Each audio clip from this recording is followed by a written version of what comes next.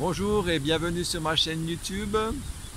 Et je suis heureux d'être avec vous et de vous partager un témoignage incroyable de Ronald Bernard. Ronald Bernard était dans une société secrète et il travaillait pour les services secrets, pour les banques et pour les églises. Et bien sûr pas tout, hein, pas toutes les églises, pas toutes les banques, tout le monde n'est quand même pas corrompu. Il y a quand même encore des gens qui sont honnêtes sur la terre. Et donc, il a tout arrêté au moment où sa conscience lui a dit non, là, ça va vraiment trop loin, là, ça ne va plus du tout. Et c'est sa conscience qui lui a dit stop. D'où vient notre conscience? Bien sûr, elle vient de Dieu. C'est Dieu qui a mis en nous une conscience qui dit ce qui est bien et ce qui est mal. Et c'est pour ça, cette conscience, elle vient de Dieu. C'est lui qui a mis ça dans notre cœur. Donc le témoignage que nous allons voir maintenant se passe à la commission judiciaire d'enquête sur la traite des êtres humains et les abus sexuels sur les enfants. Donc c'est une commission judiciaire et Ronald Bernard témoigne de ce qu'il a vécu et je prie pour que vraiment ce témoignage puisse toucher votre cœur et que vous puissiez comprendre dans quel monde nous sommes, dans quel monde nous vivons. The horror we are facing today is our horror. Because the world we are facing today is not because of the perpetrators, it's about the billions of people who are doing nothing. And it's not pleading guilty, no. It's about being unaware. Having said that, I developed myself in a criminal way, covered by shiny import, export, and so on. So I got, on a young age, I'm talking about roughly around 20, I had already these shiny things like cars you can only afford when you are rich. Start playing with, well, I played the Hollywood show, like the succeeded businessman when I was 20. And most of them say, oh, he has rich parents, of course, because otherwise how can you afford this? But out of all this business, I start also be involved in currency trading, black money. So I start to be making a little bit of business with money. And then one of the guys in Brussels, who was one of my partners in dealing with currencies, said, hey, you run around the clock daily with all your business and activities. Why don't you go into money trading? We have license available and we can make a deal. And we did this through offshores, like nothing on your name. And it could be a nice career for you. There was one condition, a warning ahead. You have to put your conscience in the freezer in minus 100 degrees. And I say, no problem. Hey, I'm nearly dead, so no problem. So I became, step by step, a servant of the big money, step by step. It was still taking some years to come in the higher regions. And I get more and more excitements, like from Russia, Secret Service. They printed better dollars, American dollars, than the American dollars who were circulating from the Federal Reserve. Better quality. And they were printed, made in the USSR. And we get the assignment, we get our commissions, and we get the assignment to dump this in the market through bigger drug dealers, people who are dealing with weapons, all kind of criminal activity. because that was a smoothie way to get all these huge amounts of dollars in the market through the illegal channels floating around. And afterwards it was just a part of the game to have an economic war from Russia, USSR in that time, with America. And in the opposite way they did the same. But I didn't know that in that time. So as a youngster, like 24, 25, I was already messing around with economic wars worldwide. So after all these assignments, they start to spot you. Like, hey, here's a bright guy, he's always knowing his way, like hustling here, hustling there, playing with the rules. And then they start to invite you more and more for higher assignments. Then you start to work for banks, independent. You're doing the dirty work for central banks, for multinationals, for governments, for what they call now terrorist organizations, and all secret services. Hey, secret services? Yes.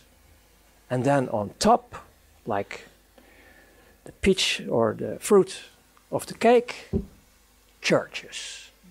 Wow, you get the whole palette where the money floats, the big money. And you get the invitation to join in these circles to move all the money they want to move worldwide. To start wars, to start all the misery in this planet. Because there is nearly no misery on this planet in a natural way. Most of them is created. Because they keep the system running, because it's a dualistic system.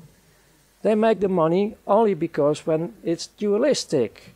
And if we have all the ships, these energy containers they use only to suck, if they are asleep, fine, you can do whatever you want. This is also the mentality of the elite. Well, they are not elite. They are not elite. The people I worked for in the end of the days, you're talking roughly about 8,500 people on this world who run the show. In the end, because I can give you all the details about everything I did in this world, like indirectly I was killing people. Like you are in a stealth bomber, dropping bombs. I did this financial-wise as missions, like destroying temporarily the economy of Italy. And then later on, when you are in the financial market, you listen to the people who are involved, and they have a big laugh because some people were killing themselves because their companies were destroyed and they left behind women with children. And we have only a laugh about it. We joined it. That's the world I come out. My turning point was that I was so good in everything I did with my team that I was, in their opinion, ready for the last stage. To be invited in sacrifice of children. That hits me. That was really going through my bunker. I couldn't handle it. It was hitting me like hell. I didn't go there. And I started to malfunction. And my whole career falls apart. And the last point I want to give you is, if we want to have liberation, don't look at outside anymore. The change will be from inside. We, the people on this planet, have to choose different. Saying we don't want this anymore. It's enough. We can decide for ourselves to stand up, to be as one again, unity and diversity, and we can cooperate worldwide with each other. And tools for this are there, because one of the main tools you need to transform is the financial, monetary, banking system I was coming out. The tools are available, like healthcare, energy, everything is already available on this planet. The only thing we have to do is connect with each other, unite with each other worldwide, and say no more. Stand up, be the change yourself. And we will be liberating ourselves and our planet. And I can promise you, really promise you, because I have still a lot of contacts worldwide, the most still in the prison system, the dark forces around them, they are screaming because their child inside of this atomic bunker wants to go out in a safe world. And we can create this safe world for these heavily damaged children. So thank you. Wow. Donc vous avez pu voir dans ce témoignage que vraiment la société est corrompue, vraiment dans tous les domaines, au niveau des banques, au niveau des églises même, au niveau de la politique. Et bon, c'est surtout derrière la politique, l'état profond qui est corrompu. Et je vous encourage vraiment à changer. C'est vrai que Dieu nous aime et c'est pour ça qu'il a envoyé Jésus-Christ pour nous sauver. Mais dans la Bible, dans Jean chapitre 3 au verset 36, il est écrit que celui qui met sa confiance dans le Fils, en Jésus, a la vie éternelle. Mais celui qui ne met pas sa confiance dans le Fils, en Jésus, ne connaît pas la vie et la colère de Dieu demeure sur lui. Donc ça c'est une réalité qu'il faut savoir, c'est que la colère de Dieu demeure sur toi tant que tu n'as pas décidé de mettre ta confiance en Dieu. C'est pour ça que je t'encourage aujourd'hui à vraiment te repentir, à changer de vie, à accepter Jésus dans ta vie, à le chercher de tout ton cœur et à te faire baptiser pour que tu reçoives le Saint-Esprit. C'est une promesse dans la Bible. Si tu mets ta confiance en Dieu, si tu te repens de tes péchés et que tu te fais baptiser pour le pardon de tes péchés, pour la purification de tes péchés, tu vas recevoir le Saint-Esprit. C'est le même Saint-Esprit que Jésus a reçu quand il s'est fait baptiser, et c'est lui qui nous ressuscitera en temps voulu. Alors, mets ta confiance en lui et change. Sois béni et encouragé. À bientôt. Bye bye.